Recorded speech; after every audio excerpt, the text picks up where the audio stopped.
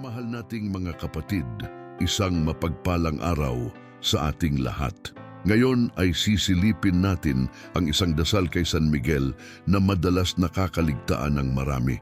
Subalit taglay nito ang makapangyarihang lihim ng proteksyon, kasaganaan at pagpapala.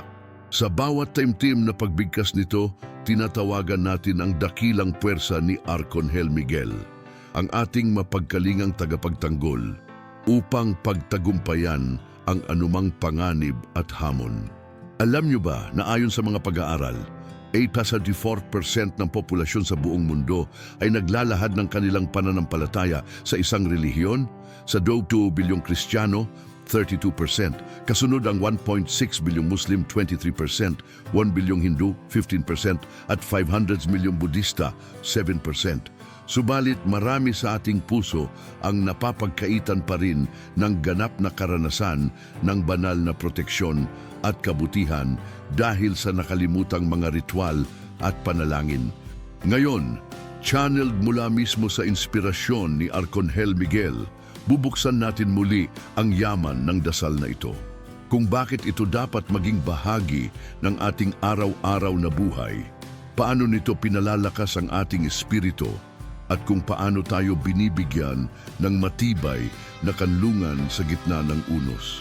Upang mas maging makabuluhan ang paglalakbay na ito, inaanyayahan ko kayong mag-like, mag-subscribe at mag-iwan ng komento.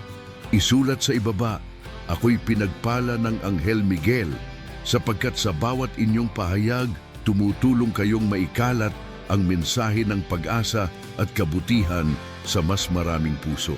Ngayon ay handa na tayong simulan ang ating unang paksa. Patuloy tayong maglakbay papalalim sa kapangyarihan ng dasal na ito. Sa simula pa lamang ng ating panalangin, tinatawagan na natin si Arcangel Miguel, ang dakilang mandirigma ng langit at tagapagtanggol ng mga kaluluwa. Ngunit paano nga ba natin naririnig at naihahatid ang kaniyang banal na mensahe? Paghahanda ng puso at isipan bago tayo magsimula, huminto muna tayo sa ilang sandali.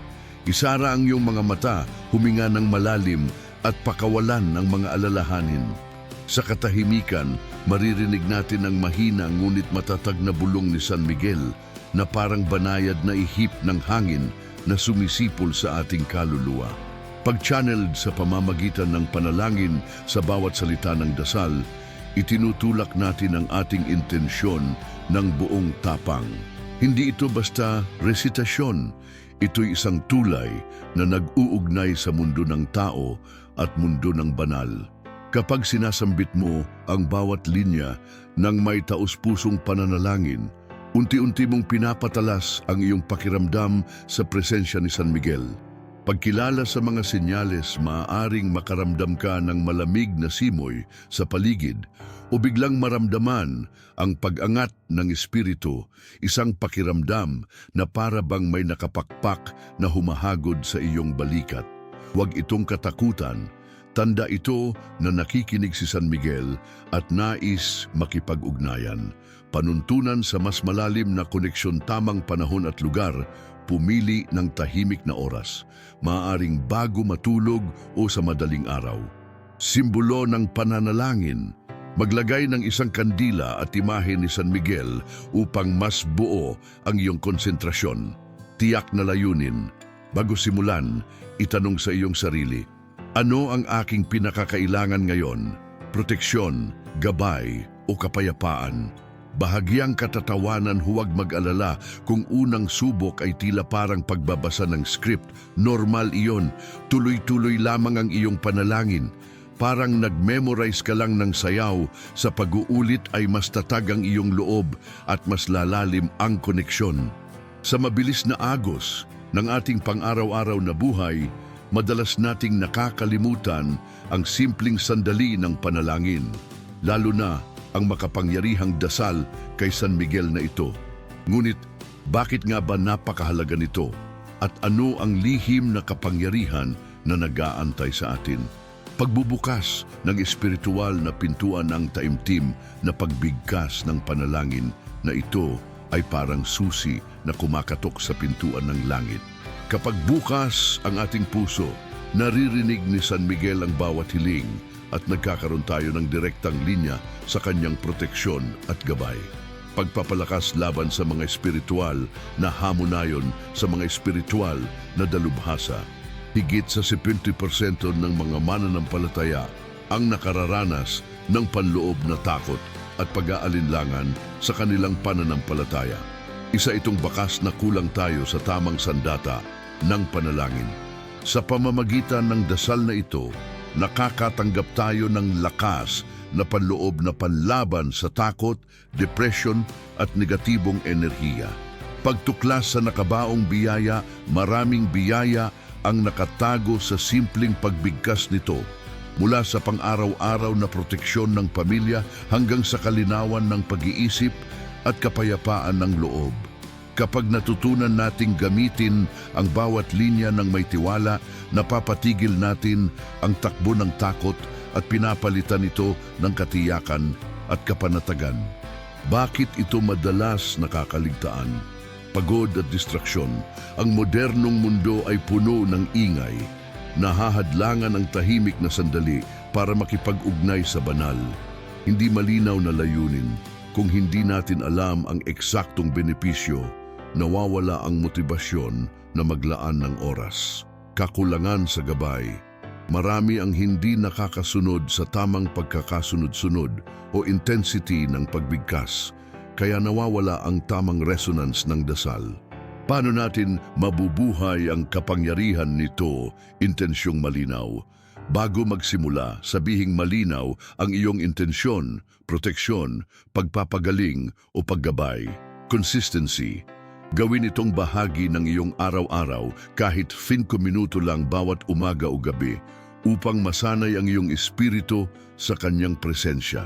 Ngayon na naunawaan natin ang tunay na kahalagahan at nakatagong kapangyarihan ng dasal na ito, susunod nating tatalakayin ang pinagmulan at makasaysayang tradisyon na bumabalot dito. Ngayon na nauunawaan na natin ang kapangyarihan ng panalangin, balikan natin ang pinagmulan nito at ang mahabang tradisyon na bumabalot kay San Miguel. Mga sinaunang batayan sa Biblia. Una nating nakilala si San Miguel sa aklat ng Daniel 10:13, 21, 12:1, kung saan siya ang pinunong prinsipe na nakipaglaban para sa bayan ng Diyos. Dito nagsimula ang kanyang reputasyon bilang tagapagtanggol ng mga banal at kalaban ng kasamaan. Pananampalatayang patristiko noong unang siglo, itinaguyod ng mga ama ng iglesia tulad nina Justin Martir at Tertullian ang debosyon kay San Miguel bilang bahagi ng espiritual na labanan laban sa heresiya at ligalig. Dahil dito, lumago ang pagsamba at panalangin sa kanyang pangalan. Pagunlad sa gitnang panahon, sa Europa noong Middle Ages, itinayo ang maraming katedral at hermiteryo na nakatalaga kay Arcangel Miguel. Pinakatanyag ang Monte Gargano sa Italia, 492 AD. Dito, dumami ang ulat ng mga pagpapagaling at himala na nagpatibay sa pananampalataya ng mga deboto, tradisyon sa liturhiya at komunidad mula sa lagundi ng mga diaspora hanggang sa mga modernong kapilya. Naging bahagi ang dasal kay San Miguel sa 10 ayudang rotes, minsan kasama sa huling himno ng araw, upang ipanumbalik ang tapang at pananampalataya ng mga mananampalataya. Bulong ng panahon. Mapapansin natin na sa paglipas ng mga siglo, bagaman nagkakaiba-iba ang wika at kultura, iisa ang layunin ng pananalangin kay San Miguel: proteksyon laban sa puwersa ng kadiliman at paggabay sa pagpapahayag ng liwanag. Dahil dito, ang bawat pagbigkas ng ating dasal ay hindi lang basta ritual. Ito'y isang paglalakbay sa kasaysayan ng pananampalataya na binuo at pinagyaman ng milyon-milyong puso sa loob ng 2 milenyo. Proteksyon laban sa masamang espiritu at negatibong enerhiya. Sa bawat taimtim na pagbigkas ng dasal na ito, parang bumabalot sa iyo ang makapal na baluti na hindi basta-basta natatablan ng takot, selos o galit. Ipinapakita ng karanasan ng maraming deboto na naiiwasan nila ang biglaang pag-atake ng pangamba at takot, isang malinaw na patunay ng makapangyarihang presensya ni San Miguel. Pagbibigay ng lakas ng loob at tiwala sa sarili, marahil ay naranasan mong manghina ang loob sa harap ng mahihirap na desisyon. Sa pamamagitan ng panalangin kay Arcangel Miguel, binibigyan ka ng inspirasyon at tapang upang harapin ang anumang hamon ng buo ang loob at may malinaw na pag-asa. Pagpapaginhawa ng isip at emosyon kapag bumugso ang stress at pagkabalisa, tutulungan ka ng dasal na ito na huminga ng malalim at bumalik sa kalmadong estado ng kalooban.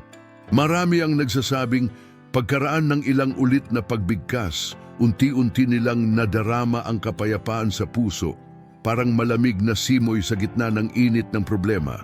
Pagpapalakas ng pananampalataya at koneksyon sa Diyos. Ang ritual ng pagdarasal ay higit pa sa salita. Ito ay isang tulay na nagbubukas ng pintuan ng komunikasyon sa langit. Habang tumitibay ang iyong relasyon kay San Miguel, lalong tumitibay ang iyong pananampalataya sa mas mataas na plano ng Diyos. Kapayapaan at pagkakaisa sa pamilya. Kapag sabay-sabay kayong nanalangin ng buong pamilya, nagkakaroon ng espiritual na hangarin na nagbubuklod sa bawat miyembro. Maraming nag-ulat na naibsa ng mga tampuhan at nagbalik ang sinserong pag-unawa at pagmamahalan sa kanilang tahanan. Gabay sa pang-araw-araw na desisyon. Sa gitna ng pag-aalinlangan, makatutulong ang panalangin kay San Miguel upang luminaw ang landas. Parang may liwanag na nagbibigay direksyon sa susunod mong hakbang, mula sa maliliit na gawain hanggang sa malalaking pagbabago sa buhay. Bukod pa rito, habang patuloy mong isinasabuhay ang dasal na ito, mas madarama mo ang pangangalaga ni San Miguel sa bawat aspekto ng iyong buhay, espiritual, emosyonal at pisikal. Sa muling paglalakbay natin sa dasal kay San Miguel, narito ang ilan sa mga karaniwang pagkakamali na madalas nating nagagawa. At syempre, kung paano natin agad-agad ito maiiwasto. Pagdarasal ng walang konsentrasyon, madaling mapagod o madistract kapag paulit-ulit ang panalangin. Parang nanonood ka ng paborito mong serye na habang nag-SMS, hindi mo marinig ang eksena. Solusyon, bago ka magsimula, huminto ng 1 minuto para manahimik. I-off ang telepono o ilagay sa tahimik. Sikaping ituon ang isip sa bawat salita at damhin ang bawat liturhiya. Pagkakalimot sa ritual na elemento, minsan nakalilimutan nating sindihan ng kandila o ihanda ang imahe ni San Miguel, kaya parang kulang ang setting ng ating panalangin. Solusyon, gumawa ng simpleng checklist, kandila, imahe, intensyon na nakalagay malapit sa iyong mesa. Bago pa sumirit ang alinlangan, kumpleto ng iyong altar. Hindi tuwirang pagbigkas ng banal na teksto. May nagmumumble, may nagbibiro sa mga salita, parang nagre-recite sa eskwelahan lang. Solusyon, basahin ng malakas at malinaw ang bawat linya sa unang ilang pagkakataon hanggang masanay. Maaari kang mag-record sa telepono para marinig mo at maitama ang pagbigkas. Inconsistency o hindi regular na pagsasagawa, mamaya na lang, bukas ko na lang ulit, bago mo pa malay, linggo-linggo na pala. Solusyon, itakda bilang alarm sa telepono, kahit 5 minuto lang, at ituring ito bilang mahalagang appointment sa Diyos at sa iyong espiritu. Kawalan ng tiyak na intensyon, kung hindi mo alam kung bakit mo iniibig ang dasal na ito, mawawala agad ang sigla. Solusyon, bago mag-umpisa, isulat sa papel ang iyong taimtim na hangarin, proteksyon, kalinawan o paggabay. Basahin ito bago ang bawat panalangin para palaging sariwa ang iyong puso. Pag-aantay ng instant miracle, kaagad akala natin ay kailangan ng maganap ang milagro pagkatapos ng unang pagbigkas. Solusyon, magkaroon ng pasensya at tiwala sa proseso. Katulad ng pagtatanim ng buto, hindi bigla tumutubo ang punla. Gawin itong bahagi ng araw-araw at banayad na yukayin ang biyayang dumarating. Sa pag-iwas sa mga pagkakamaling ito, mas epektibong maiuuwi natin ang tunay na kapangyarihan ng dasal kay San Miguel at mas madarama natin ang kanyang proteksyon sa bawat sandali. Upang lubos na maranasan ang biyaya ng dasal kay San Miguel, sundin ang mga simpleng hakbang na ito at gawing bahagi ng iyong pang-araw-araw na ritual. Piliin ang iyong oras maaga sa umaga bago bumangon ang buong pamilya o gabi bago matulog. Itakda sa telepono ang paalala, alarm o calendar event para maging sacred appointment sa Diyos. Ihanda ang iyong altarsito, kandila. Sindihan bilang simbolo ng liwanag ni San Miguel, imahe o estatwa. Ilagay ang larawan ni Arcangel Miguel sa isang malinis na mesa. Checklist. Kandila, imahe, intensyon. Isulat at ipost sa tabi. Linawin ang iyong intensyon. Bago magsimula, isulat sa isang maliit na papel, proteksyong espiritual para sa aking pamilya o gabayan mo ako sa mga desisyong darating. Basahin ito ng malakas at itago sa altar bilang paalala ng iyong hangarin. Simulan ang dasal ng may buong puso, pag-sign ng krus, sa nangalan ng Ama at ng Anak at ng Espiritu Santo. Invocation. San Miguel Arcangel, dakilang mandirigma ng langit, ipagtanggol mo kami laban sa puwersa ng kasamaan. Makapangyarihang linya. Ibigkas ng malinaw ang bawat taludtod, huwag mahiyang mag-record at pakinggan muli upang maitama ang pagbigkas. Sandaling pagninilay at pasasalamat. Matapos ang dasal, manahimik ng 1-2 minuto. Ipahayag ang taus-pusong pasasalamat. Maraming salamat, San Miguel, sa iyong proteksyon at gabay. Itala ang iyong mga naramdaman, journaling. Gumamit ng maliit na tala-arawan o app para isulat kung ano ang nadama mo, kapayapaan, lakas o kakaibang pakiramdam sa katawan. Sa loob ng 1 linggo, makikita mo ang pattern ng biyayang dumarating. Pigilan ang pagpapabaya at palaguin ang gawi. Mag-set ng lingguhang review, linggo ng gabi, balikan ang journal entries at purihin ang sarili sa iyong disiplina. Anyayahan ang isang kapatid o kaibigan na samahan ka. Kaya nating magdasal ng magkasama tuwing Biyernes ng gabi. Ngayon na mayroon ka ng konkretong gabay, handa ka ng isabit ang dasal na ito sa iyong pang-araw-araw na buhay. Marami na ang naranasang kamanghamanghang biyaya matapos ipanalangin ng taimtim ang dasal kay San Miguel. Narito ang ilan sa kanilang mga patotoo. Pagliligtas sa kalamidad. Noong dumating ang bagyo sa aming barangay, kinailangan naming ilikas ang aming tahanan. Habang naghahanda kaming umalis, hindi namin mapaliwanag ang biglaang paghinto ng malakas na hangin sa gitna ng unos. Lalong-lalo na sa bahagi kung saan hinarangan ng aming bahay ang daan. Wala kaming ibang magawa kundi manalangin kay San Miguel ng buong puso at sa awa niya nakita naming kumaliwa ang galaw ng bagyo. Naiwasan ng aming pamilya ang pinsala. Pagbawi mula sa matinding sakit. Diagnosed po ako ng chronic illness, 2 taon na ang nakalipas. Maraming treatment ang sinubukan, ngunit hindi nagtagumpay hanggang sa naipakilala sa akin ang dasal na ito. Sa tuwing binibigkas ko, nararamdaman kong parang may malamig na sinag na dumadaloy mula ulo hanggang paa, tila hinihila ang may sakit. Ngayon, halos wala na akong nararamdamang kirot at nagbalik ang sigla ko sa trabaho at pamilya. Pagkamit ng inaasahang pagkakataon, matagal na akong naghahanap ng trabaho, ngunit palpak ang lahat ng interview. Pagkatapos ng 1 buong linggong praksis ng panalangin, nakatanggap ako ng tawag para sa positibong feedback. At hindi lang iyon, inangat pa ako sa managerial position pagkasali ko. Panawagan sa aksyon, ibahagi ang iyong kwento. Kung naranasan mo na ang tulong ni San Miguel, i-post ang iyong patotoo sa komento. Ito'y magbibigay lakas at pag-asa sa iba. I-like at i-share ang video na ito sa iyong pamilya at kaibigan upang madagdagan pa ang kamalayan sa kapangyarihan ng panalangin. Bilang pangwakas, mga kapatid, balikan natin ang mahahalagang aral na ating tinahak. Paghatid ng mensahe ni San Miguel, natutunan nating tahimikin ang isipan at buksan ang puso upang marinig ang banayad na bulong ng ating arkonghel.